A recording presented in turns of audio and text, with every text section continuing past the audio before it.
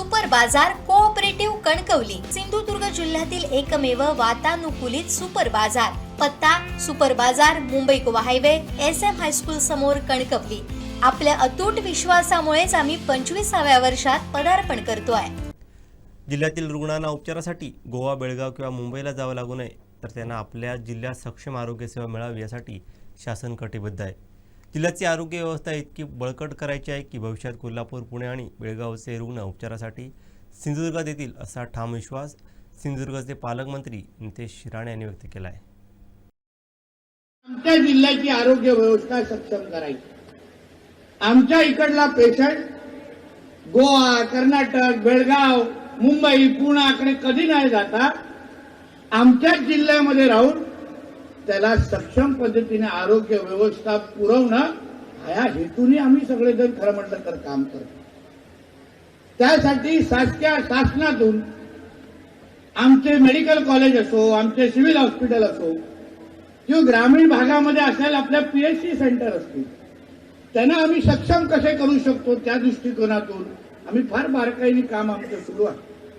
चांगल्यातल्या चांगले डॉक्टर आणणं, जास्त आता आमच्याकडे डॉक्टरांची संख्या तशी कमीच असते, तर कोणीही दुर्गम जिल्हा असल्यामुळे आमच्याकडे काम करायला मागत नाही। मग आम्ही काही निकष बदलू शकतो का? जसं गडचिरोलीमध्ये आरोग्य व्यवस्था चांगली असली पाहिजे म्हणून आदरणीय देवेंद्र फडणवीस साहेबांच्या वतीने काही इन्सेंटिव्ह गडचिरोली जिल्ह्यासाठी जाहीर झालेला आहे, जेणेकरून डॉक्टर तिथे जावेत, अधिकारी तिथे जावेत, नर्स उपलब्ध व्हावेत, या दृष्टिकोनातून काही प्रयत्न सुरू आहे। तेच निकष आमच्या सिंधुदुर्ग जिल्ह्याला आपण लावू शकतो का, यावर मी सरकार पातळीवर माझी चर्चा सुरू आहे।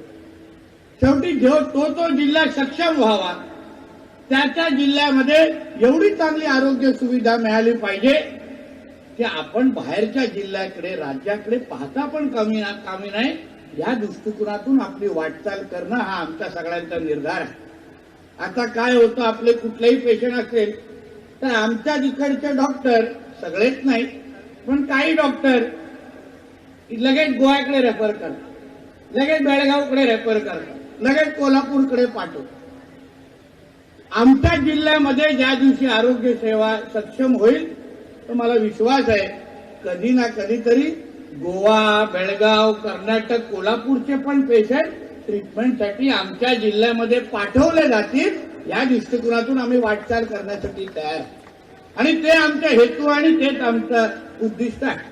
त्याच्यावरच आम्हाला प्रयत्न करत राहायचे आणि म्हणून अशा पद्धतीच्या कार्यक्रमाच्या निमित्ताने जेव्हा आपण चांगले हे आरोग्य शिबिर राबवतो, आता काही दिवसा अगोदर आमच्या जिल्हा आरोग्य सेवा, आमचे सिव्हिल सर्जन असो आणि आमचे सगळे DHO, VHO सगळ्या लोकांनी एकत्र मिळून कणकवली विभाग आणि सावंतवाडी विभाग या दोन्ही विभागामध्ये चांगले आरोग्य शिबिर घेतल्या, त्याच्यामुळे लोकांच्या अतिशय चांगला प्रतिसाद तिथे आहे आणि म्हणून आरोग्याच्या आधारे आमचा सिंधुदुर्ग जिल्हा सक्षम व्हावा, सुदृढ व्हावा, त्यासाठी आदरणीय राणे साहेबांनी 90 पासून ते आतापर्यंत प्रयत्न सुरू केले।